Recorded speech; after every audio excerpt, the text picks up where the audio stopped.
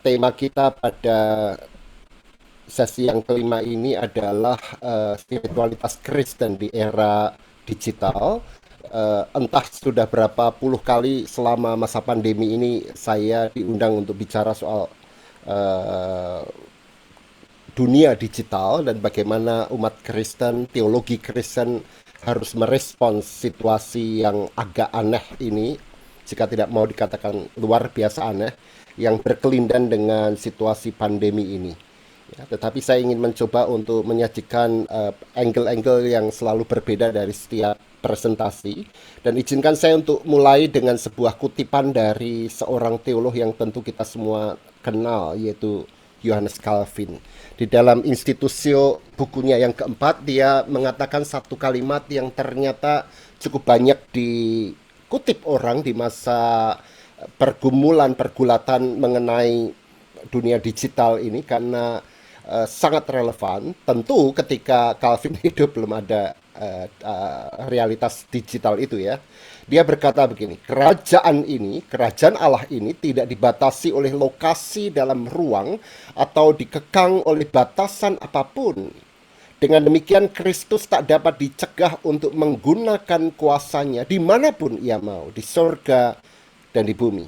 Ia menunjukkan kehadirannya dalam kuasa dan kekuatan, selalu berada di antara umatnya sendiri, dan mengembuskan hidupnya dalam kuasa roh ke atas mereka dan hidup di dalam mereka, menopang mereka, menguatkan, meneguhkan, menjaga mereka agar tidak terluka. Seolah-olah ia hadir secara ragawi. Indah sekali, bukan?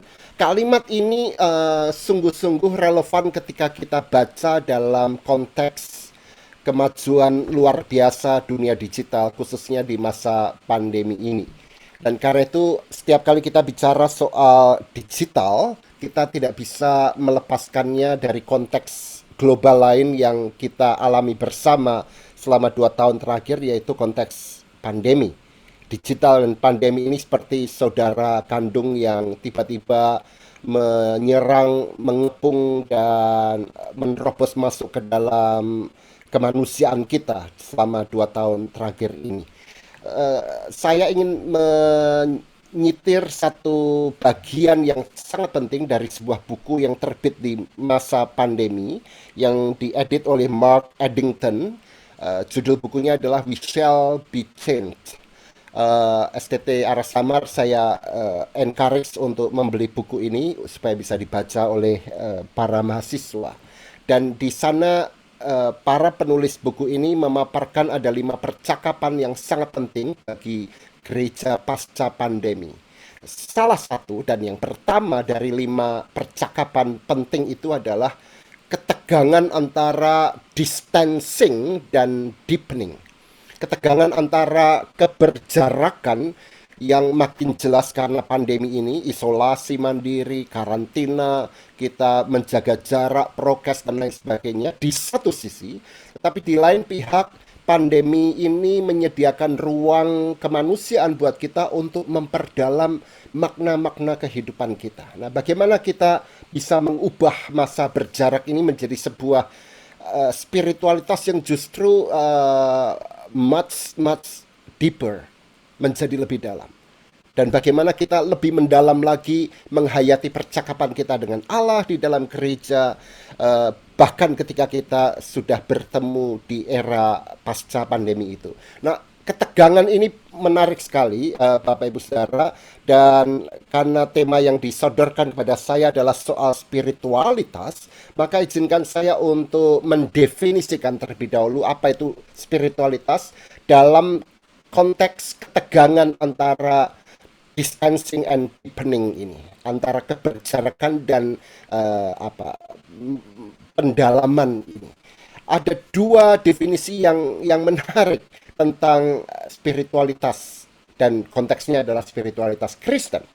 Keduanya ini tampaknya saling berlawanan satu dengan yang lain. Di satu sisi sifat yang definisi pertama itu kontemplatif, melihat ke dalam. Di sisi lain, definisi yang kedua bersifat ekstatik, melihat keluar ya. Pretorius misalnya memperlihatkan bahwa yang dimaksud dengan spiritualitas itu adalah sebuah transendensi diri personal yang bermakna dalam pencarian kesucian atau diri yang batinnya. Jadi dengan kata lain menurut Pretorius yang dimaksud dengan spiritualitas itu adalah sebuah perjalanan menuju ke kedalaman batin. Makin dalam ke dalam batin kita, dan di sana kita akan menemukan Allah ya. Dan tampaknya itu perjalanan yang paling jauh yang harus dilakoni oleh setiap manusia di dunia ini, siapapun dia, yaitu perjalanan menuju ke dalam batin. Perjalanan itu bisa menjadi sebuah perjalanan di dalam kegelapan jika batin kita memang bergumul dalam kegelapan, kemuraman kegelapan, dan ke apa ya, ke ya, darkness of the soul, kata Santo Yohanes dari Salib ya.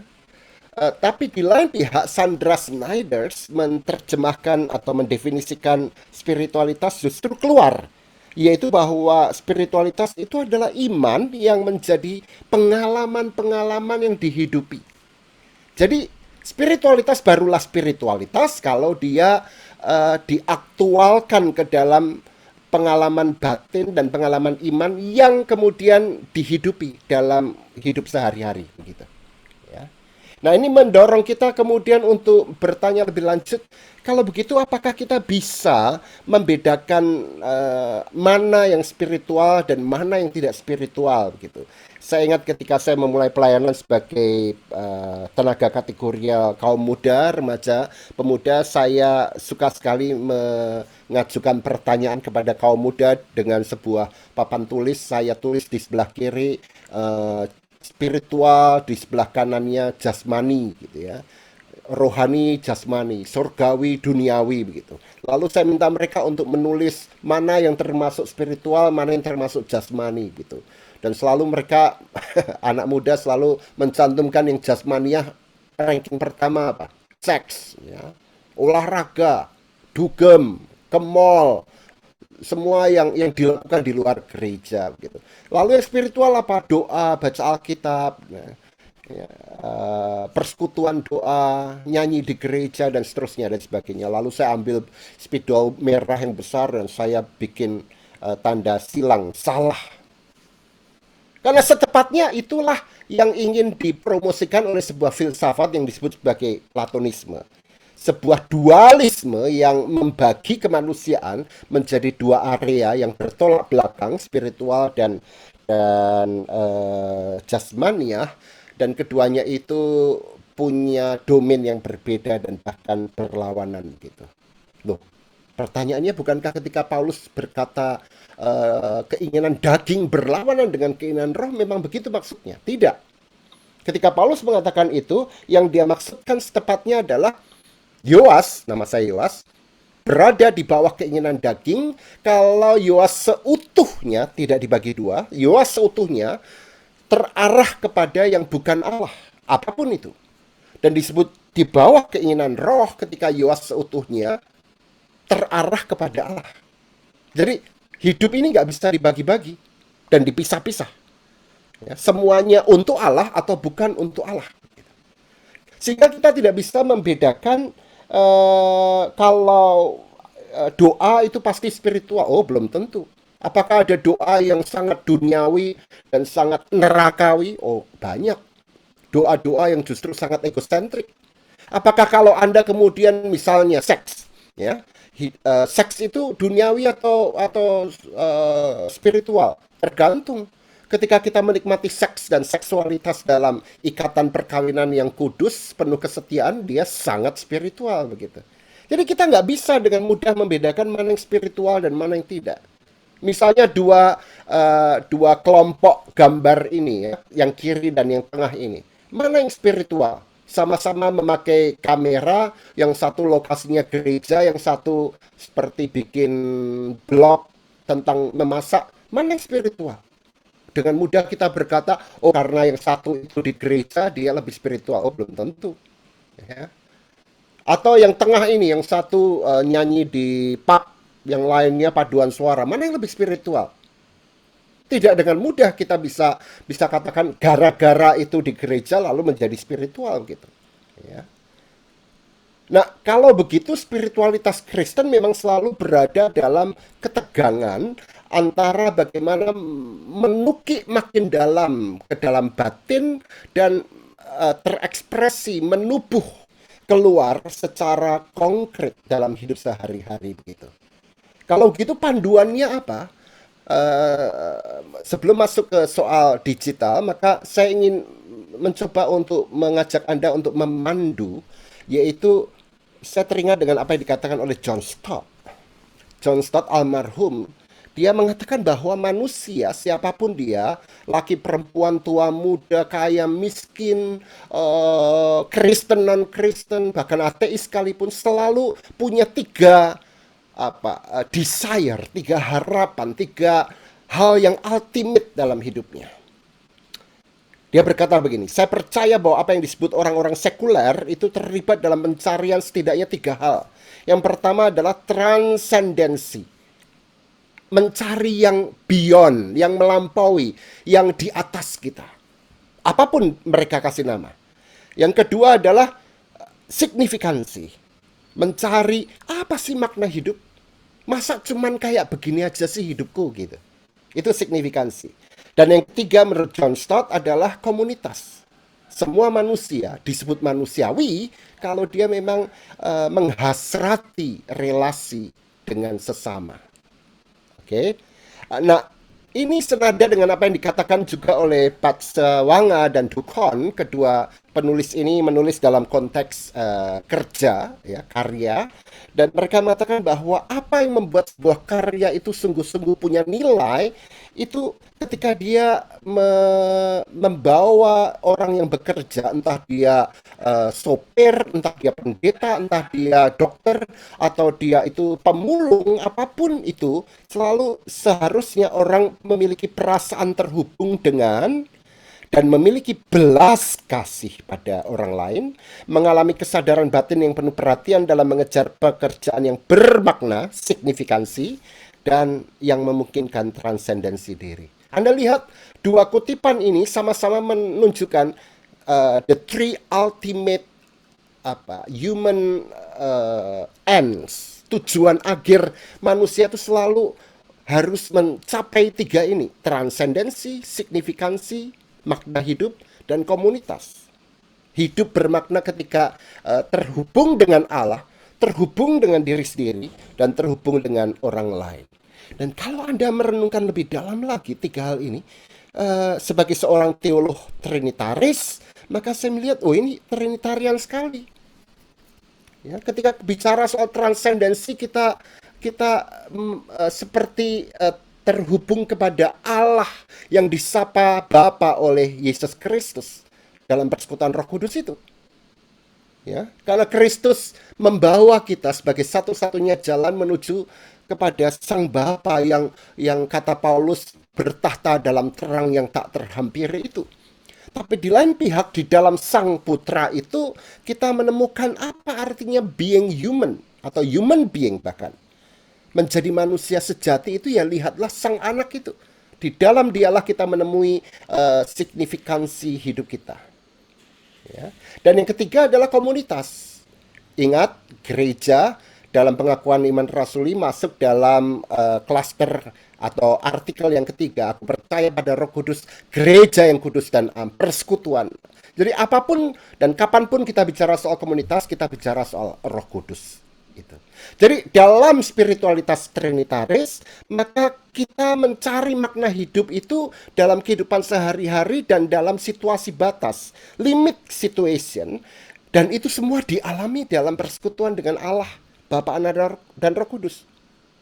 Sehari-hari karena itulah lokus yang paling tepat untuk menghayati transendensi, signifikansi, dan komunitas. Bukan hanya di gereja, tapi dalam hidup sehari-hari 24/7, 24 jam, 7 hari seminggu. Tapi juga dalam situasi batas. Apa itu situasi batas? Ini sebuah istilah yang dipaparkan oleh seorang filsuf yang bernama Karl Jaspers. Dia mengatakan bahwa situasi batas adalah realitas-realitas yang menempatkan manusia pada perbatasan hidup dan mati. Perbatasan antara being human dan being inhuman, tidak manusiawi.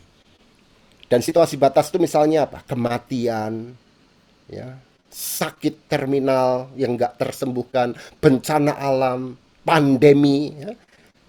Ingat saja ketika saya di konteks Jakarta yang jumlah korban pandeminya sangat luar biasa. Setiap hari dulu ketika zaman Delta itu meraung-raung sirene ambulans itu ya. Dulu sekali sebelum pandemi muncul, kematian itu seperti sesekali ya. Kalau bangun tiba-tiba dapat WA, opa itu meninggal. Oh iya gitu, atau mungkin mengenai kita karena saudara kita ya. Tapi sesekali. Tapi di masa pandemi itu kematian seperti sehari-hari. Dia dia seperti mengepung kita. Kita berada, kata pemazmur, di bawah bayang-bayang kematian, lembah kekelaman itu. Itu situasi batas yang bukan hanya sekali-kali tapi sehari-hari. Dan bukan hanya mengenai satu dua orang tapi semua orang.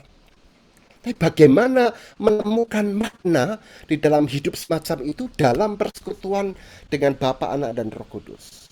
Nah, ketika saya mengatakan bahwa Sang Bapa itu menunjuk pada transendensi, Anak signifikansi, dan Roh Kudus komunitas, tolong berhati-hati dengan bahaya modalisme spiritual atau spiritualitas modalis. Saya tidak ingin mengatakan bahwa Sang Bapa itu hanya menunjuk pada transendensi, Sang Anak signifikansi, dan komunitas itu Roh Kudus, lalu kita pisah. Sebab ketiga concern ini, yaitu transendensi, signifikansi, dan komunitas itu saling berkelindan, saling mengaruhi, saling memasuki, sama seperti kita juga menghayati, mengimani Bapa, Anak, dan Roh Kudus itu saling berkelindan dan saling berbagi kehidupan dan cinta kasih. Ya. Nah, dialektika ini harus kita hayati ketika kita memasuki masalah digital, ya. Dan sejak awal pandemi muncul, pertanyaan mengenai digitalitas kehidupan itu juga membawa kita pada dialektika distancing dan deepening ini. Dialektika antara yang ragawi atau yang spiritual nih, yang analog atau yang digital. Dan di dalam teologi Trinitarian itu dijawab. Sebab persekutuan kita dengan Allah dan sesama kita itu adalah persekutuan di satu pihak inkarnasional, di dalam dan dengan Yesus Kristus, 1 Korintus 1 ayat 9 misalnya, untuk menyebut satu dari banyak ayat. Di lain pihak itu juga adalah persekutuan roh. Jadi ketika yang inkarnasional ragawi itu tidak bisa kita alami karena kita harus terpisah, isolasi misalnya, Roh Kuduslah yang kemudian merengkuh kita, memperjumpakan kita dengan secara ragawi bahkan, tapi sekaligus spiritual dengan Allah di dalam Yesus, tetapi juga dengan rekan-rekan seiman kita. Ya. Nah, jadi setiap kali kita bicara soal spiritualitas digital, tolong jangan melakukan simplifikasi, tetapi memperlihatkan ketegangan-ketegangan tersebut. Ya. Dan mari kita masukkan ke konteks digital. Di dalam konteks digital pun selalu ada ketegangan itu, ada dua wajah. Sebab digital itu bukan hanya bicara soal media, ya, alat, ya, atau konteks, ya, yang menyampaikan message atau konten. Tetapi dia juga bisa menjadi master. Dia bisa take control atas hidup kita. Dan ini yang membuat digital ini berwajah dua. Dia bermanfaat untuk mempermuliakan Allah, tapi dia juga bisa membawa kita jauh dari Tuhan. Ya. Saya baru beli satu buku yang terbit 2021, Sarah Schumacher.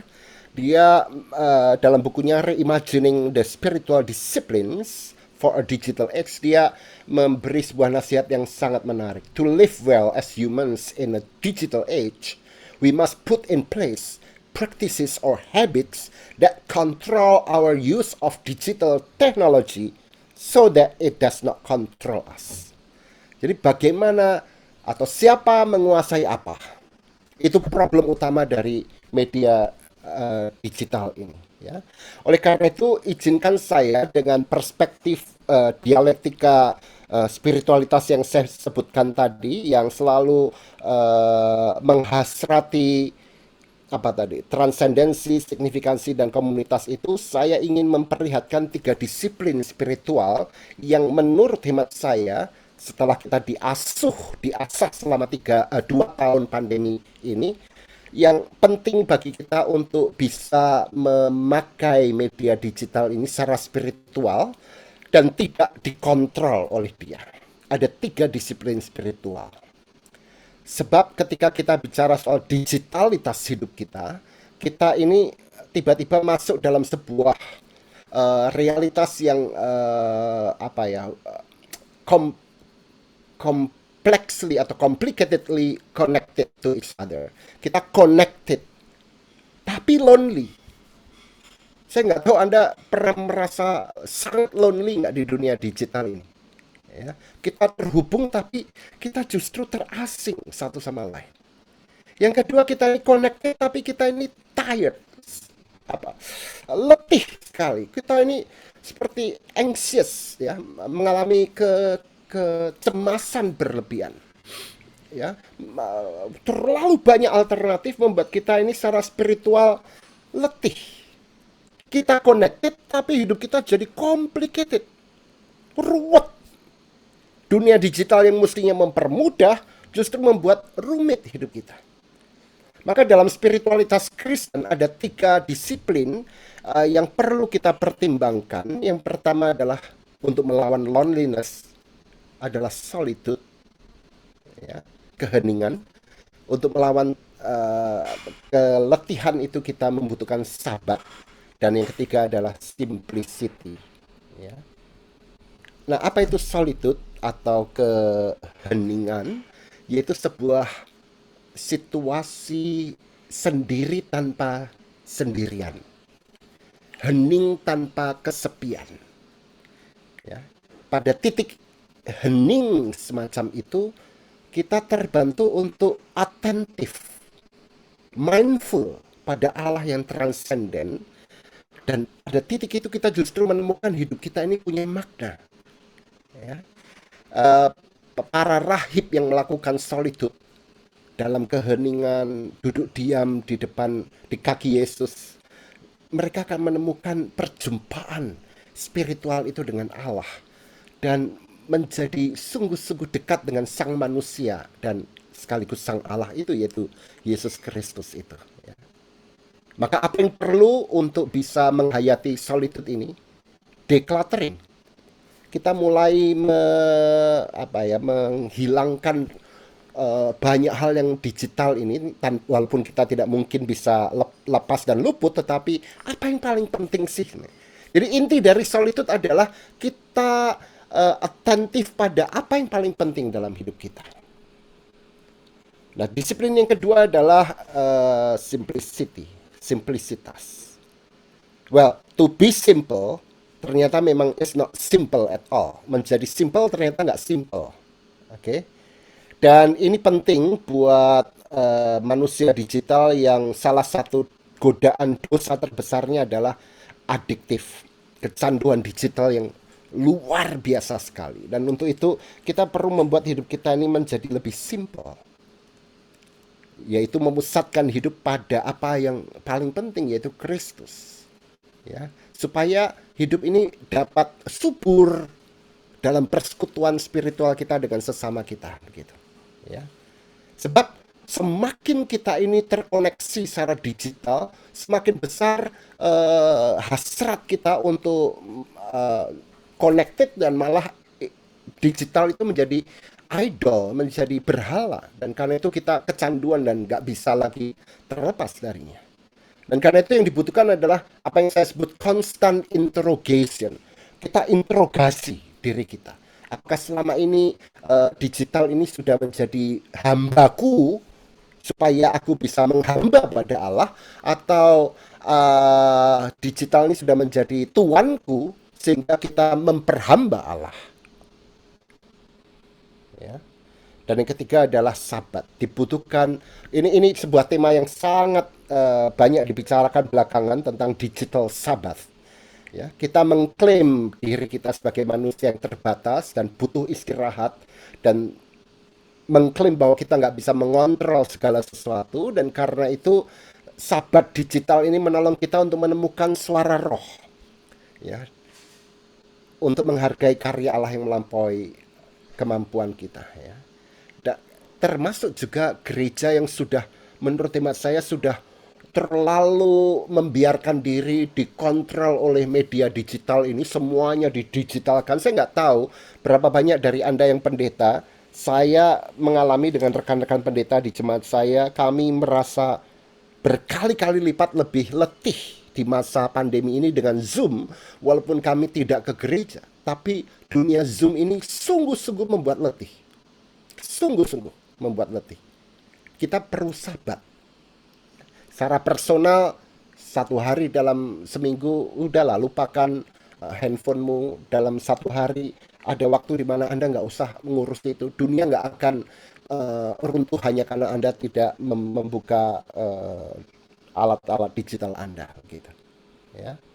Nah, itu tiga, ada banyak sekali yang bisa saya bicarakan, tapi karena waktu yang sangat terbatas, tiga hal yang menurut saya perlu menjadi disiplin spiritual kita di dunia digital dan dunia pandemik ini. Dan izinkan saya untuk mengakhiri dengan enam pemikiran yang semoga bisa ditindaklanjuti dalam paper ilmiah, dalam percakapan, diskusi, dan seterusnya. Yang pertama adalah, saya baca saja.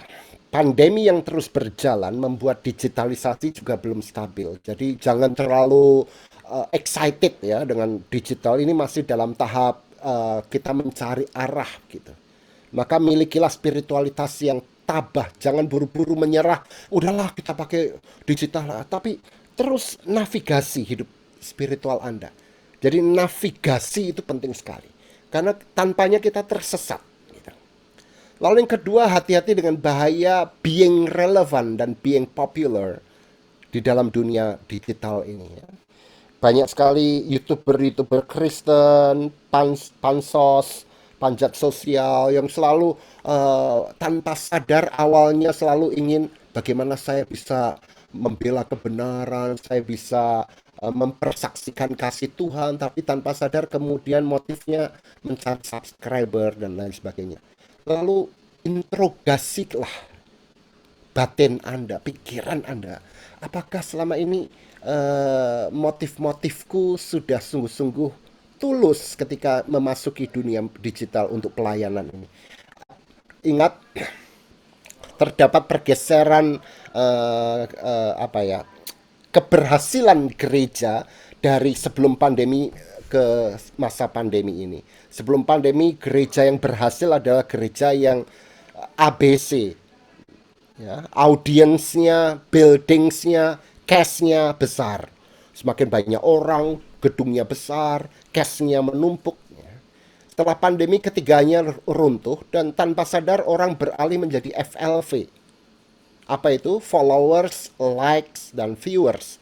Berapa viewersku? Berapa yang nge-likes postinganku? Berapa followers dan friendsku? Ya. Interogasilah hidup Anda. Lalu yang ketiga adalah dunia digital ini menawarkan sebuah visi masa depan yang mencengangkan, dan ini tema luar biasa di dunia filsafat, teologi, antropologi, tentang misalnya artificial intelligence, virtual reality, metaverse yang terakhir itu. Uh, Padahal teologi Kristen juga menawarkan visi masa depan kerajaan Allah itu. Ya. Maka Anda harus mendedikasikan pada apa lalu? Pada visi digital itu atau pada visi kerajaan Allah itu? Ya. Maka dedicate yourself to what is true. Yang keempat adalah kita punya kebebasan untuk menguduskan dunia digital untuk kemuliaan Allah. Ada sebuah konsep yang namanya konsekrasi. Menjadikan yang tampaknya biasa-biasa termasuk digital media ini dikonsekrasikan. Sama seperti ketika seorang pendeta atau pastor mengangkat roti dan anggur dan terkonsentrasi, ya. Dalam Kidung Jemaat 365 itu ada nyanyian tentang konsekrasi kehidupan, ya. Take my life and let it be consecrated Lord to thee. Tuhan ambil hidupku dan kuduskanlah bagimu. Yang kelima, dunia digital dapat menjadi ruang ketiga yang disebut tadi oleh Bung Juliar Chandra. Sebab ketika Anda misalnya menjadi YouTuber atau gereja Anda memakai YouTube gitu, dia sebenarnya menjadi ruang bebas. Siapapun bisa ada di dalamnya. Ada Pak Haji yang mungkin menonton YouTube Anda, YouTube gereja Anda ya. Dia menjadi tempat di mana ruang-ruang yang terpisah, gereja, keluarga, masyarakat sekarang berkumpul di dalam media itu. Karena itu communicate wisely, secara bijak. Dan yang keenam, hati-hati, selalu ada korban digital. Korban digital adalah orang-orang senior yang tidak mampu memakai media digital, mereka yang tidak punya uang membeli pulsa, ada masalah adiksi, ya, kecanduan, ada makin kuatnya ketidakbenaran muncul, cyber bullying, Anda dibully melalui cyber, bukan sexting tapi sexting, ya, pesan-pesan yang bernada seks, yang mengharas atau melecehkan perempuan, post-truth, hoax. Kita dengan mudah bisa menjadi hamba dari ketidakbenaran dan kita harus engage dengan problem-problem itu. Jadi ada 6 hal: navigate, interrogate, dedicate, consecrate, communicate, dan engage. Itu yang bisa saya sajikan sebagai pengantar diskusi kita. Bung Juliar, terima kasih.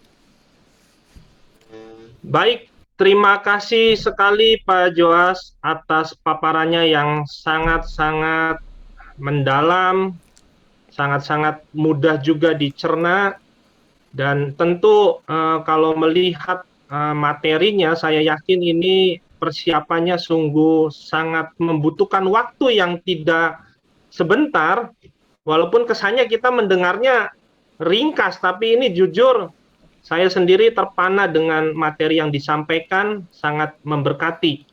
Oleh sebab itu, Bapak Ibu, jangan sia-siakan kesempatan diskusi kita.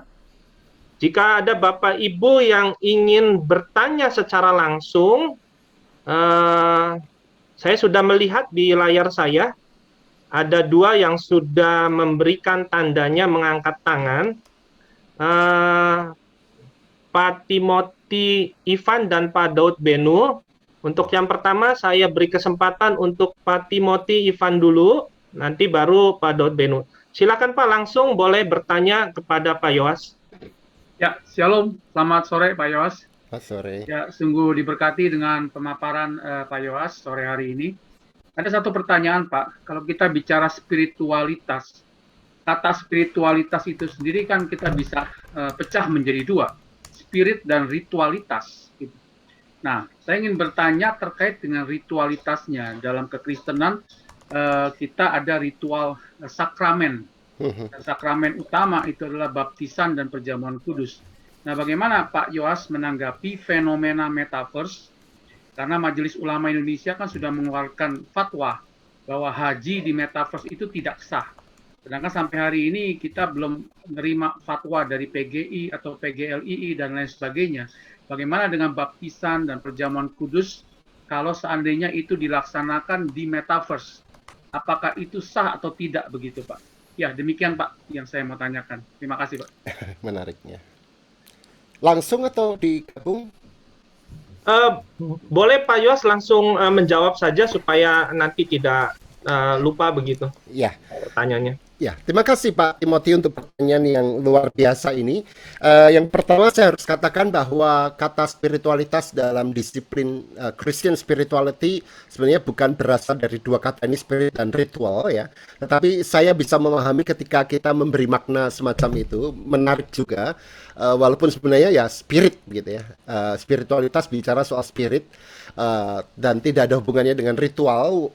Dalam kata itu ya, walaupun dalam spiritualitas Kristen tentu kait-mengait dengan aspek ritual, aspek apa ya, aspek embodiment yang kelihatan begitu ya. Dan salah satunya memang betul adalah sakramen gitu.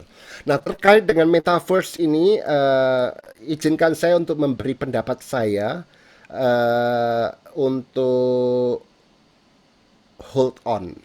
Jadi jangan buru-buru kita ikut ke dalamnya atau memberi judgement etis, spiritual, teologis. Jadi daripada judgement kita ini prematur.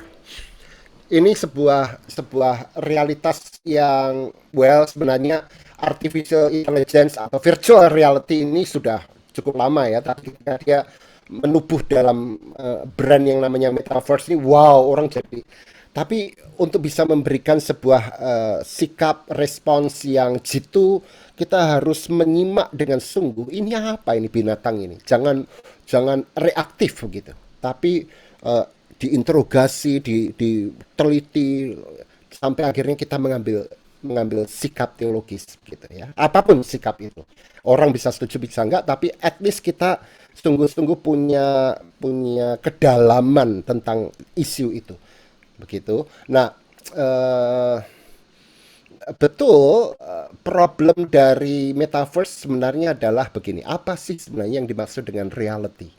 Karena problem sakramen adalah problem reality, yaitu ketika ada realitas yang beyond kita, yaitu Allah yang transenden dengan kuasa rahmat dan cintanya merengkuh, mentransformasi, mengubah kita. Dan itu diadegankan dalam sakramen, misalnya perjamuan kudus dan baptisan. Jadi ini soal reality. Nah, apakah metaverse ini sebenarnya sebuah reality atau enggak? Ya. Nah, problemnya dengan mudah kita suka berkata, oh ini kan nggak real, itu digital aja gitu. Tapi kalau kita dengan mudah mengatakan itu nggak real, seolah-olah yang membuatnya real itu hanya sense kita, indera kita, ya. Kalau nggak bisa dipegang maka nggak real, kalau nggak bisa dicium maka nggak real. Maka kita bisa terjebak ke dalam sensasionalisme, sebuah paham yang memang kebenaran itu hanya yang ada sense-nya terkait dengan panca indera. Nah, kalau itu kita pakai ya Allah menjadi nggak real juga nanti. Hati-hati. Allah kan melampaui yang bisa kita sense, ya. Indera kita cerap nggak bisa. Nah, padahal apa yang kita rasakan dengan sense ini terhubung dengan dua faculty, human faculty lain. Yang pertama adalah intellect, ratio. Sesuatu yang kemudian bisa kita rasionalkan itu juga bisa menjadi real. Dan yang kedua, feeling. Sesuatu yang kita secara batin menyentuh walaupun tidak terkait dengan panca indera, itu juga bisa menjadi real. Oke. Nah, persoalan dengan metaverse adalah dia bisa memakai dua faculty non-sensical ini, non-indrawi ini, yaitu rasio dan perasaan itu. Dan itu membuat lebih rumit lagi, apakah metaverse ini sebenarnya real atau enggak. Bukankah realitas ini kemudian menjadi soal apa yang membuat kita sungguh-sungguh percaya itu real atau enggak. Sebab misalnya bagi orang non-Kristen, dengan mudah mereka bisa berkata, Allahnya orang Kristen itu enggak real, enggak nyata, enggak benar gitu. Karena mereka enggak percaya. Dan kita yang beriman kemudian mengalaminya sebagai yang sungguh-sungguh real, sungguh-sungguh benar kan? Gitu. Nah, kalau ada orang yang kemudian memasuki metaverse dan ini memang reality, so be it gitu. Kan jadi ini nggak semudah ini boleh atau enggak, ini dilarang atau enggak gitu. Saya mendorong kita untuk tidak memakai kosakata legalistik dan deontologis seperti beberapa agama melakukannya. Ini ada hukumnya nih, boleh nggak boleh, dilarang atau enggak, dosa atau enggak. Hati-hati, orang Kristen cara berpikirnya enggak, bukan begitu. Tapi memasuki kedalaman semua realitas, kemudian mencari apa yang benar, apa yang baik, apa yang indah dalam ketaatan kepada Allah di dalam Kristus melalui kuasa Roh Kudus. Dan itu enggak mudah, begitu. Ini masih di tahap sangat awal, sehingga jangan buru-buru mengambil sikap begitu.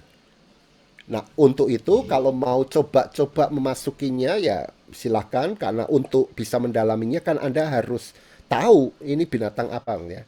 Sejauh tidak mengganggu nurani Anda gitu ya. Saya tidak mengatakan bahwa Anda bisa menolak kalau Anda merasakan dulu, itu hati-hati. Karena kalau gitu kita menolak persinahan, masa harus bersinah dulu, kan itu nggak masuk akal sama sekali. Betul ya Pak ya? Nah, apakah kita perlu nggak memasuki metaverse ini dan seterusnya, lalu mungkin ada perlunya sejauh tidak melanggar hati nurani kita, lalu mendalami gumuli. Sudah mulai banyak tulisan teologi yang membahas soal virtual reality ini, metaverse ini. Kalau mau saya bisa kasih begitu Pak. Sorry, jawaban saya terlalu panjang Tidak ya. apa-apa, Pak. Terima kasih untuk pertanyaan pertama dari Pak Timothy. Berikutnya saya ingin memberi kesempatan, ini sebenarnya dari tadi baru 10 menit pertama sudah angkat tangan, mungkin takut nggak dapat kesempatan begitu, yaitu Pak Daud Benu. Silakan Pak, pertanyaannya langsung ke Pak Yoas, nanti Pak Yoas langsung menanggapinya. Siap. Singkat saja Pak, langsung. Baik, terima kasih Pak Moderator. Saya mau pengen bertanya mengenai berbicara tentang spiritual, berarti iman yang secara aktual terhadap Tuhan secara pribadi. Nah, di dalam pandemi ini kita tahu menghambat kita dalam pelayanan, mungkin di dalam gereja dan bahkan sekitar kita. Apakah itu tidak berpengaruh bagi jemaat Tuhan atau bagaimana? Karena kadang-kadang jemaat Tuhan merindukan kita, hamba-hamba Tuhan, untuk melayani mereka secara langsung tatap muka. Nah, apakah itu tidak bermasalah? Sekedar kita lewat Zoom mungkin? Ya. Itu saja pertanyaan. Ya. Ya, terima kasih Pak Daud. Saya mengapresiasi kegelisahan Bapak, karena itu juga menjadi kegelisahan saya dan kami para pendeta di konteks saya. Ya jelas itu berpengaruh Pak. Pandemi ini memang sungguh mempengaruhi seluruh pilar dan sudut kehidupan kita, segi kehidupan kita, jelas berpengaruh. Persoalannya adalah kekristenan itu baru bisa bertahan ketika dia memiliki sebuah kreativitas iman untuk merespons situasi-situasi batas, situasi-situasi yang sangat mengganggu dan mempengaruhi itu. Kita punya kreativitas, kita punya iman, kita punya kemampuan untuk mempertahankan apa yang paling penting tanpa kemudian menenggelamkan diri dalam hal-hal yang bisa mengganggu dan mengancam kita. Maksud saya begini, saya paham benar bahwa banyak anggota jemaat yang rindu tatap muka dan lain sebagainya. Tetapi di masa di mana perjumpaan ragawi itu mengancam kehidupan, maka kita harus menunda tatap muka itu demi prinsip iman kita, bahwa iman Kristen itu life giving. Artinya menjaga kehidupan, memberi kehidupan, bukan life threatening, mengancam kehidupan. Maka saya justru harus mendidik anggota jemaat supaya, ya saya juga kangen, saya rindu, tapi tunggu. Kita percaya bahwa ini tidak akan selama-lamanya begini.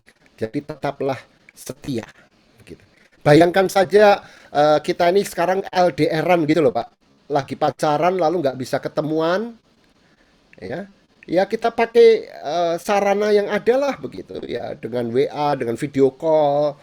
Dulu saya 8 tahun pacaran, 7 tahun LDR Pak. Itu belum ada WA segala macam. Dulu harus pergi ke wartel, lalu antri berapa belas orang hanya untuk telepon begitu. Ya, tapi itu LDR ya memang begitu. Nah, ketika saya mengatakan I love you di telepon dengan istri saya ketika dulu pacar saya, atau sekarang lah misalnya LDR saya keluar kota lalu telepon I love you gitu. Apakah I love you-nya lewat telepon dengan I love you tatap muka itu nilainya beda? Ya sama lah. Nilai spiritualnya sama. Ya. Cuman tidak memuaskan kita. Ya tahanlah begitu, karena kita mau life giving, tidak life threatening, tidak mengancam kehidupan. Begitu, Pak. Ya, sampai keadaan aman. Itu sebabnya banyak gereja yang justru menjadi life threatening, gereja yang mengancam kematian, mengancam kehidupan, karena hanya dengan iman, wah Tuhan akan tolong kita, ya kena akhirnya dan banyak orang mati begitu. Lebih baik kita justru menjaga, merawat kehidupan. Dan untuk itu, ini saatnya orang-orang Kristen ini pakai otak, pakai akal, pakai science begitu. Maka semua keputusan gereja kami, tutup atau buka lagi, selalu based on science. Apa kata science? Kalau science mengatakan, oh ini terlalu bahaya, ya tutup begitu. Kalau sains mengatakan, oh ini sudah mulai aman, tapi dengan prokes, mari kita pelan-pelan buka gitu.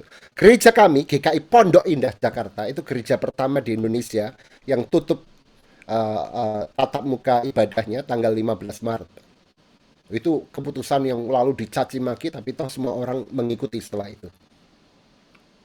Begitu, Pak.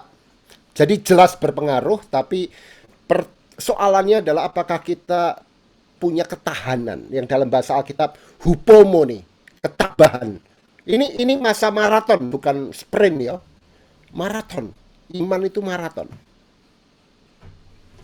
Begitu Pak Daud. Terima kasih. Terima kasih Pak. Terima kasih. Ya, saya teringat pada awal-awal pandemi Pak Yowas menyerukan keberanian untuk gereja-gereja mengambil keputusan, keberanian supaya ya itu tadi sebagai mengingatkan bahwa kita juga harus berjuang untuk kehidupan. Saya ingat sekali itu tulisan Pak Yowas yang cukup keras saat itu di awal pandemi. Dan saya senang sekali dengan seruan itu. Dan ada pertanyaan lagi sebelum saya kasih kesempatan untuk Pak Alexander, saya mau membacakan satu pertanyaan yang disampaikan untuk Pak Yowas dari chatbox. Pertanyaannya, dalam pengamatan atau penelitian Bapak, apakah kehidupan spiritualitas umat percaya di era digitalisasi telah mengeruk keuntungan dalam pembangunan spiritualitas yang membawa pada kedalaman penghayatan iman, atau justru sebaliknya? Silakan Pak Yowas, boleh menanggapi. Iya, terima kasih. Saya tidak mampu menjawab secara general ya, karena ini sangat case by case, dan tetapi bahwa ada banyak orang yang kemudian diuntungkan atau terberkati dengan dipakainya media digital ini, jelas banyak orang yang terberkati begitu. Orang-orang yang misalnya sakit dan tidak bisa ke gereja secara ragawi, kemudian bisa melihat YouTube dan seterusnya, itu jelas terberkati. Orang-orang yang secara personality sangat extremely introverted, orang yang sangat introvert, lalu selalu punya anxiety atau kegelisahan kalau ketemu orang lain, sehingga dia bisa sendiri di kamar beribadah, itu terberkati. Dan masih banyak hal-hal lain. Tapi juga ada banyak yang terugikan begitu ya. Orang-orang yang extroverted, orang-orang yang jenis spiritualitasnya itu harus ragawi sekali begitu. Mereka sangat gelisah dengan situasi digital dan pandemi yang membuat mereka nggak bisa tatap muka dan seterusnya begitu. Jadi macam-macam sekali Pak. Konfigurasi atau pemetaan tipe-tipe spiritual dan kehidupan spiritual itu sangat beragam. Ada yang menjadi makin dekat dengan Tuhan, ada yang makin gelisah dan berontak imannya. Luar biasa sekali. Pertanyaannya bukan itu. Pertanyaannya adalah apakah gereja masih lempeng aja memakai model lama yang ternyata nggak cocok lagi dengan model sekarang, atau gereja harus dan sudah bisa secara elastis menata ulang model ministry dan pelayanannya supaya bisa menyapa orang-orang yang runtuh karena dunia pandemi dan digital ini. Mereka harus diteguhkan gitu ya, sementara meneruskan apa yang diuntungkan itu tentu begitu. Nah, dugaan saya atau pengamatan saya tidak cukup banyak gereja yang punya elastisitas macam itu, yang bisa menyesuaikan diri gitu, apa ya, menata ulang ministry mereka gitu. Kecuali secara teknis ya. Ada sebuah buku yang sangat menarik yang makin laku di dunia pandemi ini, yang membedakan dua jenis pemimpin. Pemimpin yang pertama adalah pemimpin teknis, technical leaders, dan yang kedua adalah pemimpin adaptif. Hanya pemimpin adaptif yang akan berhasil di masa yang tidak jelas ini, yaitu pemimpin yang kemudian bisa memfisikan ulang pelayanannya, menemukan apa yang paling penting, meninggalkan yang tidak penting. Kalau yang teknis itu ya mereka taunya ya cuman itu, ya tukang, ya tukang tukang gergaji gitu. Gergajinya nggak ada ya sudah, dia nggak kerja gitu. No, banyak sekali mahasiswa teologi yang ketika lulus itu mau menjadi teolog, menjadi pemimpin yang adaptif. Begitu masuk gereja, masuk ke sebuah mesin tua berkarat yang membuatnya kemudian berubah dari teolog pastor menjadi pastor yang teknis, tukang doa, tukang ngawinin, tukang ngubur, dan tukang aja. Dan sekarang alat yang lama itu udah hilang dan rusak ya. Sekarang ada yang baru, mereka gagap. Ini gimana ini? Kemampuan adaptabilitas gitu. Gitu. Oke, baik. Untuk pertanyaan berikutnya, saya memberi kesempatan kepada Pak Alexander Rupidara. Silakan, pertanyaannya boleh singkat langsung ke Pak Joas. Baik, terima kasih pemaparan yang cukup menarik Pak Joas. Spiritual Kristen di era digital. Ya, pertanyaan saya singkat, apakah ada kontribusi dari gereja yang dapat diberikan sebagai filter untuk dapat membantu pertumbuhan iman di masa era digital ini? Karena sadar atau tidak sadar bahwa di era digital ada konten-konten yang juga bisa meruntuhkan iman Kristen. Kontribusi apa kira-kira yang gereja bisa berikan sebagai filter yang penting untuk pertumbuhan tetap terjaga? Terima kasih. Ya, menarik sekali Pak Alexander. Makasih banyak untuk pertanyaan ini. Sayangnya saya harus mengatakan dengan terus terang, di Indonesia tidak cukup banyak diskursus atau percakapan mengenai teologi digital dan spiritualitas digital ini. Tidak cukup banyak. Ada sih, tapi sifatnya itu cuman apa ya, mulai permukaan, introduction gitulah begitu. Tapi tidak cukup mendalam. Di banyak gereja dan sekolah teologi di luar Indonesia sebenarnya berkembangnya luar biasa pesat. Luar biasa pesat. Ya. Saya tidak pernah mendapati satu gereja pun di Indonesia yang memanfaatkan 2 tahun ini sebagai tahun kesempatan emas untuk misalnya, bayangkan ya Pak, ini 2 tahun pandemi kan, kalau sekolah master itu berapa tahun? Juliar berapa tahun master? Setahun, 2 tahun?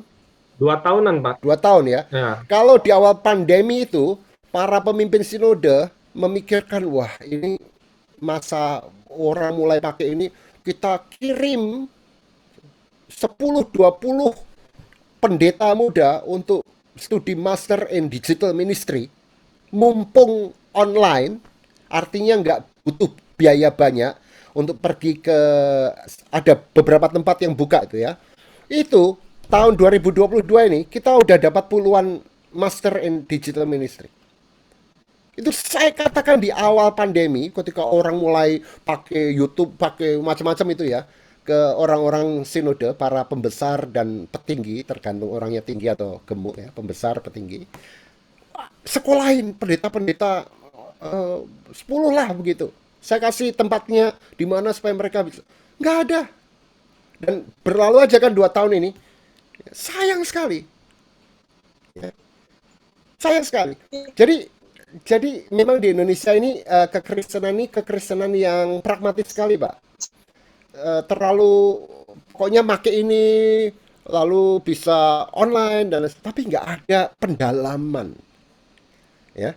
Kemajuan termasuk yang Bapak tanyakan filtering itu sebenarnya bagian dari pendalaman. Kemajuan teologi dan spiritualitas. Ini dua hal yang harus maunya cuman langsung praktikal sekali, Pak. Nah, praktikalitas ini membutuhkan teori kan. Jadi para pendeta sekarang udah jago mengedit video, tapi nggak punya pendalaman teologi tentang digital ministry itu. Itu problem, Pak. Sayangnya banyak pemimpin sinode yang juga gimana supaya bisa bertahan itu aja, gitu. Tapi tidak memanfaatkan ini untuk bukan hanya digital ministry ya. Ini masa emas sebenarnya para pemimpin sinode itu ngirim banyak ke luar negeri tanpa harus ke luar negeri. Iya toh? Wah, enak sekali kalau mau belajar di masa pandemi ini. Tahun ini kita udah dapat puluhan master, tapi ya sudahlah. Pertanyaannya adalah, memang pandemi akan selesai tahun ini. Gimana kalau selesainya 2024? Kenapa nggak mengirimkan yang saya usulkan tadi 2022 ini? Nanti 2024 kita masih berkelimpangan dengan problem habis Omikron apa habisnya luput lagi. Kan konyol tuh, Pak. Begitu, Pak. Nah, Yang jangan sampai filtering itu hanya moralistik ya. Jangan ini, jangan itu. Nggak begitu cara berpikirnya. Kita harus memasuki pendalaman. Apa teologinya sih sebenarnya? Gitu. Sudah Pak tanggapannya Pak. Ya. Baik, menarik sekali nih Pak pertanyaan yang diajukan Pak Yoas. Sampai kapan ini nanti pandemi ini belum tentu berakhir dalam tahun ini juga. Jadi ini kan sebenarnya harusnya menggugah kita sebagai pemimpin-pemimpin. Harusnya meluluskan banyak master-master seperti Pak Yoas bilang gitu. Nah, saya teringat Pak Yoas pun pernah menyebutkan tentang periode pandemi ini sebagai YouTubeisasi, kalau kira-kira begitulah bahasanya Pak Yoas. Padahal harusnya gereja tidak hanya sekedar mengunggah semua konten kepada dunia digital ke YouTube, tetapi juga membuat gereja itu bagaimana membuat jemaat juga belajar gitu kan, kegiatan-kegiatan di rumah-rumah jemaat sendiri itu. Baik Pak Yoas, ada pertanyaan satu lagi mungkin ini saya kasih kesempatan kepada Pak Peter Aswandi Siahaan, silakan saya beri kesempatan pertanyaannya langsung ke Pak Yoas. Selamat malam, terima kasih atas presentasinya Pak Joas. Saya ingin mempertanyakan, ada dua. Yang pertama, apa yang menjadi faktor pemicu inti event pendualismean dunia sekuler dan dunia religius secara historis filosofis? Itu yang pertama, Pak. Diulang saya kurang. Iya, Pak. Tadi agak kepotong, sorry. Oh, baik, Pak. Yang pertama, apa yang menjadi faktor pemicu inti event pendualismean dunia sekuler dan dunia religius secara historis filosofisnya? Itu yang pertama, Pak. Yang kedua, bagaimana upaya strategi revitalisasi spiritualitas Kristen yang mendualismekan dunia sekuler dan dunia religius di mohon jawabannya, terima kasih. Ya, kalau kita belajar teologi Kristen, maka kita paham bahwa umat percaya sejak Perjanjian Lama sebenarnya berhadapan dengan bangsa-bangsa lain. Ya, dualisme yang dihadapi paling kental itu ketika umat Israel dibuang ke pembuangan Babel. Di sanalah mereka baru berkenalan dengan satu cara berpikir dualistik, bahwa ada Allah, ada iblis, ada surga dan neraka dan seterusnya begitu. Dan dualisme itu kemudian juga mereka jumpai ketika Perjanjian Baru. Kita tahu bahwa orang-orang Israel dikuasai oleh pemerintah Romawi, ada filsafat Yunani dengan Platonisme yang hidup sebelum Yesus, yang kemudian melahirkan dualisme yang luar biasa itu. Jadi dengan kata lain, sebenarnya kekristenan sudah sejak awal berhadapan dengan dualisme itu. Nah, yang menarik adalah bahwa para penulis surat dan juga Injil itu melawan dualisme itu karena mereka ingin meneruskan iman Ibrani yang sangat, walaupun multidimensional, tapi sangat mengutuhkan seluruh realitas itu, tapi harus memakai bahasa dualisme. Jadi kalau Anda lihat penulis Yohanes atau Paulus bahkan itu memakai bahasa-bahasa yang tampaknya dualistik itu untuk melawan dualisme. Sebab bagi mereka tidak ada pemisahan dualisme itu di dalam Kristus. Oke, dunia dan surga menyatu di dalam Kristus, katakanlah begitu. Oke, bahwa ada ayat-ayat yang kemudian tampak sangat dualistik, iya benar, tapi overall Injil atau Alkitab pada dasarnya ingin meneruskan iman Ibranik yang mengatakan bahwa seluruh realitas itu berada di bawah kendali dan otoritas Allah di dalam Yesus, dalam kuasa Roh Kudus itu. Jadi sangat melawan dualisme itu, ya. Nah, pemicunya kemudian memang ketika orang membaca teks Alkitab yang tampaknya dualistik itu secara harfiah, ditambah ketika si pembaca itu dipengaruhi oleh worldview, pandangan dunia non-Kristen. Misalnya sampai di Pulau Jawa orangnya memang sudah dualistik gitu, berhadapan dengan kultur-kultur lokal yang dualistik di Indonesia, lalu Injil yang dibacanya dualistik menjadi dualistik, muncullah kekristenan yang dualistik dan seterusnya gitu. Itu pemicunya menurut hemat saya, ya. Lalu bagaimana strategi revitalisasi dualisme? Menurut saya dualisme jangan direvitalisasi, justru harus kritisi gitu, harus dikritik gitu. Saya percaya bahwa ketika kita memakai dunia digital ini, ketegangan antara dualisme dengan filosofi yang Kristen yang sangat bukan monolit ya, yang sangat, saya katakan menyatu ini ya akan selalu muncul, khususnya misalnya dalam konten-konten material apa yang mau kita sampaikan dalam dunia digital ini begitu. Sebenarnya konsep digital ini sendiri melampaui pemikiran biner tubuh dan roh ya. Karena digital ini sebenarnya tubuh atau roh? Ya digital.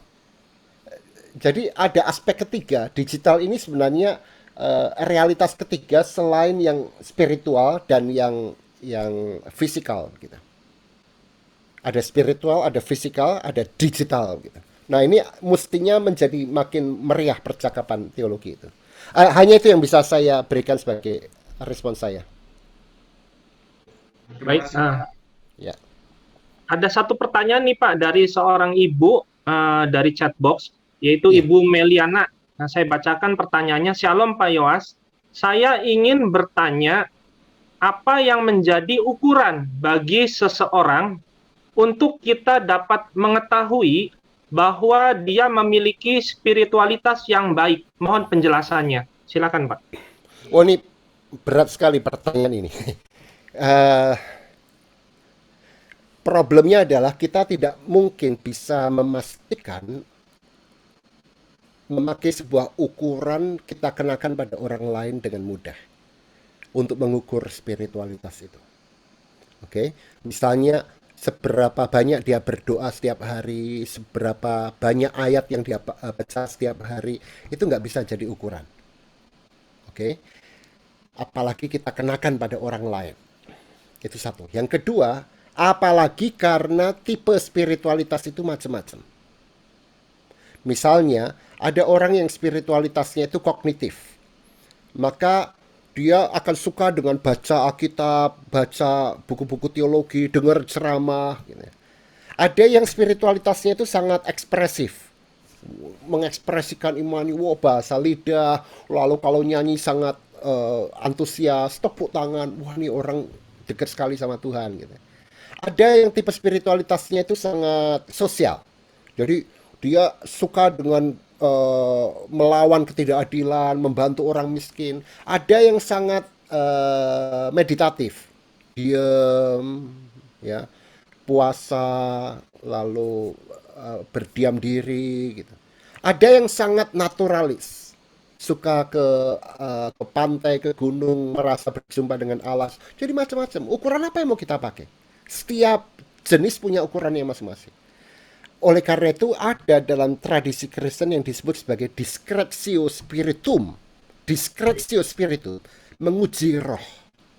Ya, menguji roh itu artinya kita hanya bisa secara prinsipil kemudian memastikan apakah sebuah ekspresi spiritualitas itu sungguh-sungguh bisa menuntun seseorang atau sebuah komunitas kepada Allah.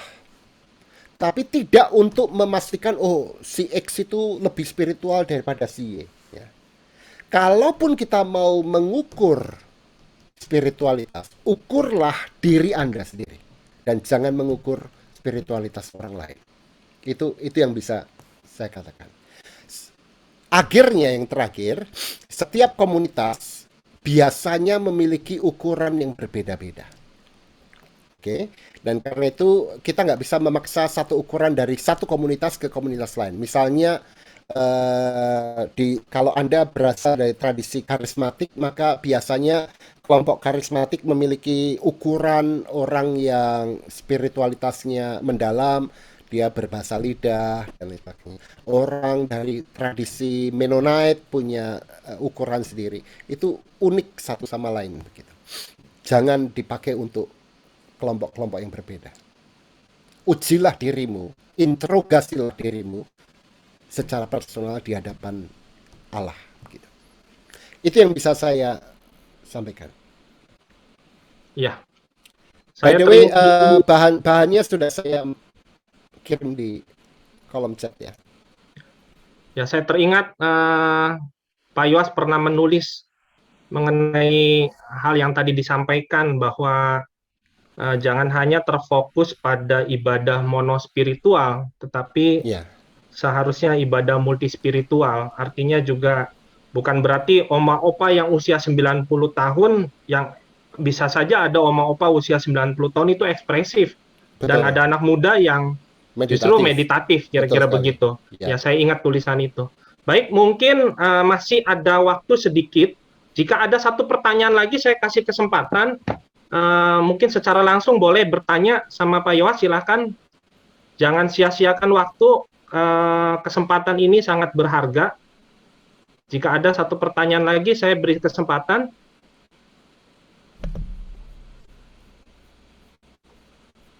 Tidak ada. Kita masih Puji punya kita masih punya waktu kurang lebih 5 menit lagi. Jika ada satu pertanyaan mungkin bisa singkat dan Pak Yoas bisa menanggapi.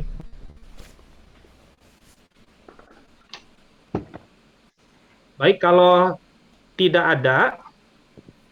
Oh, ada. Pak Daniel Nuhamara, silakan Pak. Langsung saja Pak ke Pak Yoas. Ya, supaya waktu yang sisa ada gunanya. Saya ingin memanfaatkan kesempatan yang baik sekali. Kalau tadi dikatakan kita tidak bisa mengukur, tidak ada ukuran yang objektif mengukur spiritualitas. Banyak sekali tesis, disertasi atau apapun yang mencoba melakukan penelitian mengenai spiritualitas. Dengan anggapan bahwa apa yang konseptual ini harus diberi kriteria yang dapat diukur gitu, sehingga kita bisa membantu mengembangkan spiritualitas itu karena ada ukuran-ukurannya. Kalau tidak ada ukuran, terus bagaimana caranya kita meneliti dan kemudian atas dasar itu mengembangkan spiritualitas? Itu pertanyaan yang pertama Pak Yoas. Karena saya lihat baru-baru ini di Bilangan itu melakukan penelitian seperti itu gitu. Dan saya memang tidak terlalu setuju dengan kriterianya gitu. Tapi itu soal lain. Ya, ya, ya. Mereka punya ukuran sendiri tentu. Tetapi juga yang kedua saya kira kalau memang kita mendefinisikan spiritualitas itu dari memang ada definisi yang tidak rohani, tidak agamawi, ada yang non religious definition, ada juga definisi agamawi kan begitu. Ya, ya. Karena tadi yang penting itu kan transenden, orang mencari yang melampaui dirinya, dan itu orang tidak beragama pun bisa mempunyai spiritualitas, dan itu memang kita menemukan banyak kali itu. Tapi saya kira kalau dari perspektif Kristen mungkin tadi kan definisi yang sangat trinitas ya yang Bapak kasih itu, dan saya sangat setuju bahwa kita kalau kita mengatakan dari pihak manusia ini, bukan dari Allah yang mendatangi kita gitu, tetapi dari pihak kita yang mencoba mewujudkan relasi kita dengan Allah Bapa dalam Kristus melalui Rohnya, kan begitu kalau si yang trinitarian itu ya. Nah, artinya sejauh mana kita menyadari dalam hidup dari keseharian kita itu bahwa kita hidup di hadapan Tuhan, dan memanifestasikan relasi itu dalam bukan saja dalam kegiatan-kegiatan yang kelihatannya spiritual, tetapi juga dalam relasi dengan sesama, dengan tanggung jawab kita kepada Allah misalnya. Tentu itu ukuran-ukuran yang bisa kita juga pakai secara terbatas tanpa harus memaksakan itu kepada orang lain. Sehingga kalau kita mengatakan dia dekat dengan Tuhan, tapi dia menjauhi manusia atau teralienasi dari manusia atau membenci manusia, malah itu bukan spiritualitas Kristen yang kita pahami ya kan. Atau melalaikan tanggung jawabnya kepada alam ciptaan Tuhan ini, seolah-olah begitu. Jadi kan ada juga sedikit kriteria-kriteria yang jelas di mana kita yang atas dasar itu kita bukan pembinaan spiritualitas. Bagaimana pendapat Pak Yoris? Menarik ya. Ya, makasih banyak Pak Daniel. Bapak benar sekali. Saya sangat sepakat bahwa dalam dunia ilmiah akademis teologis memang riset itu butuh ukuran, apalagi riset yang terukur ya. Dan memang banyak sekali misalnya di dunia riset terkait dengan spiritualitas kita kenal dengan apa yang disebut sebagai spiritual well-being scale ya, atau FAST SP. Itu teorinya ada. Bagaimana sih mengukur spiritualitas gitu. Itu ada teorinya gitu. Tapi persoalannya adalah begini Pak. Itu adalah asumsi teoritis yang sangat spesifik yang kita pakai untuk mengukur sesuatu yang secara otentik tak terukur. Maka yang bisa diukur adalah ekspresi-ekspresinya. Ya. Ekspresi-ekspresinya. Ya. Dan tetapi kalau dia sudah menyentuh pada kedalaman batin yang paling dalam, orang itu sendiri pun nggak bisa mengukur dirinya sendiri. Karena dia berada dalam the dark night of the soul gitu. Ya. Tetapi ekspresi-ekspresinya itu yang diskalakan misalnya gitu. Selama ini kan dikenal beberapa kategori kan ya. Ada yang namanya spiritual well-being-nya, spiritual needs, kemudian spiritual support, general spirituality. Itu 4 hal yang selalu orang mau ngukur dari sudut yang mana begitu. Itu ada teorinya memang, namanya spiritual measurement gitu. Tapi itu adalah ekspresi-ekspresinya. Bukan spiritualitas itu sendiri. Dalam arti relasi batin terdalam dengan roh gitu. Itu hanya Allah yang tahu menurut saya. Begitu Pak. Ya. Bagaimana kita bisa menjaring angin? Kayaknya nggak bisa. Jadi bagaimana kita melakukan pembinaan kalau tidak ada maka para peneliti itu ketika kita mengkritik para peneliti itu kita harus mengatakan ya ini menurut gitu ya. Menurut teori ini gitu. apakah kemudian nggak berguna? Oh, tetap berguna karena dia memberi framework buat kita untuk berkata sesuatu tentang spiritualitas, tapi tidak berkata sepenuh-penuhnya tentang keseluruhan spiritualitas itu. Oke. Jadi ini kita hanya mencium baunya, tapi kita nggak bisa menangkap kentut itu. Gitu kira-kira, ya. Oke. Kita hanya bisa menemukan ekspresi dari spiritualitas tanpa bisa menangkap roh manusia yang mendamba roh Allah itu. Kayaknya nggak bisa. Hanya ekspresinya, Pak. Celakanya kalau itu dijadikan ukuran normatif. Nah, itu yang bahaya adalah ketika dia menjadi normativitas, kemudian you Ya, nggak spiritual kalau menghakimi. begitu. Gitu. Wah, itu bahaya sekali, Pak. Terima kasih Pak Yos. Terima kasih. Jadi hati-hati tuh yang meneliti di bidang itu tuh, wah, mau jadikan disertasi. Ya. Oh, dan banyak sekali ya. Dan itu Ya, berguna sekali, Pak. ya, Ya, hanya ya itu selalu ada keterbatasan. Sama persis kok sebenarnya dengan teologi sistematika ya. ya, Bagaimana mengatakan Allah yang tak terkatakan. ya, Menuliskannya menjadi church dogmatics. ya. Albert yang panjang itu. At the end of the day, kita nggak bisa ngomong apa-apa tentang Allah. Ya. Oke, thank you Pak. Terima kasih Pak Daniel. Apa kabar Pak Daniel? Baik, masih ya survive. Iya. Baik, demikian sesi tanya jawab kita dengan keterbatasan waktu yang sebentar lagi kita memang harus nanti masuk di sesi berikutnya. Saya ingin membacakan closing statement dari saya, apa yang coba saya tangkap dari pembicaraan kita beberapa puluh menit tadi. Saya mencatat bahwa spiritualitas itu merupakan sebuah perjalanan pencarian makna hidup yang memang harus dilalui oleh setiap orang Kristen dan harus menyentuh sampai kedalaman batin, namun di sisi lain juga harus menerobos hingga keluar, nampak dalam kehidupan sehari-hari. Dan spiritualitas kekristenan di era digital juga merupakan sebuah kehidupan rohani yang menempatkan media sebagai alat dan bagaimana kita bisa menguasainya, bukan dikuasai. Karena di satu sisi juga digital memang membawa manfaat yang baik, namun kita juga mesti hati-hati.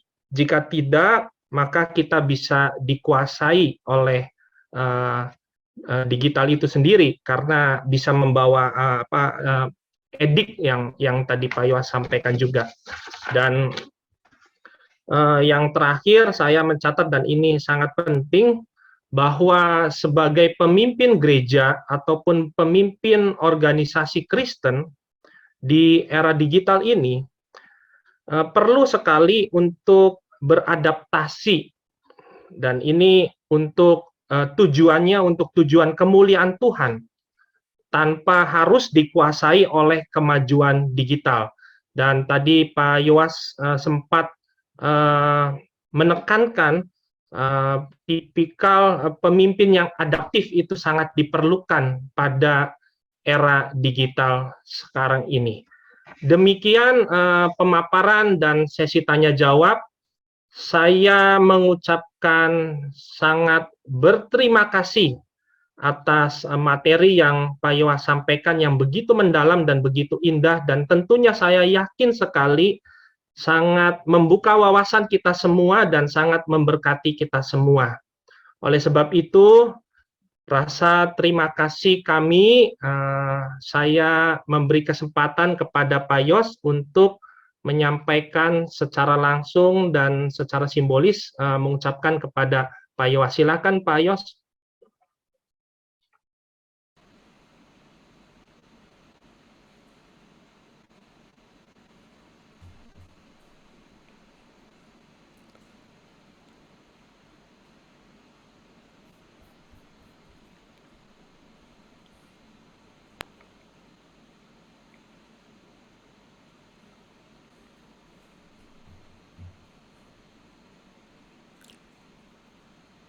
Maksudnya saya atau Pak Yos sebagai Pak Ketua Yos? STTI ya, akan Yos. menyampaikan ucapan terima kasih dan secara simbolik akan memberikan sertifikat ke Pak Joas. Silakan Pak Yos, Ketua STT Aras-Tamar Mataram, boleh waktunya menyampaikan sesuatu kepada Pak Yoas.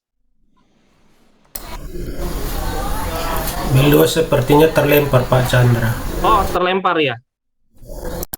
Kalau begitu, boleh saya meminta kesediaan Pak Pendeta Harrison untuk menyampaikan.